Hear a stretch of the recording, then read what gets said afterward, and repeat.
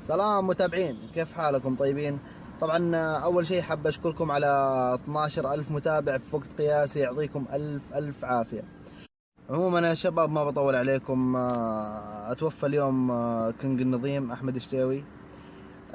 طبعا هذا أشهر مفحط في الرياض. طبعا الرجال الله يرحمه توفى، الله يغمد روحه الجنة، لكن إلى الآن في ناس تتشمت فيه وتسب وتلعن فيه في التعليقات. كاتب الله لا يرحمه، واللي كاتب الله يضاعف عنه العذاب، واللي كاتب لك هذا كان مفسد في الأرض. يا جماعة ترى هذا ميت، والميت ما تجوز عليه إلا الرحمة. أنت اللي قاعد تسب وتغلط وتشتم وتتشمت فيه، ترى هذا يمكن عنده أعمال خير مسويها وإلى الآن مستمرة حتى بعد وفاته.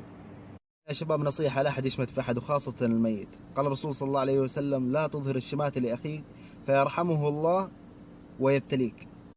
بعدين في واحد بيمتحن اهلي من اول: الحب اللي في راسك، شوف الحب اللي في راسك. يا هو اللي قبل شويه ما غلقنا كلام عن اللي يشمت في الناس وهذا، بعدين هذه مو في راسي، في جبهتي هذه يعني. عموما ما علينا منه. فالله يرحم موتانا وموتى المسلمين. وبالنسبه للمفحطين اعتبروا هذا عظه وعبره لكم، والله يهديكم جميعا.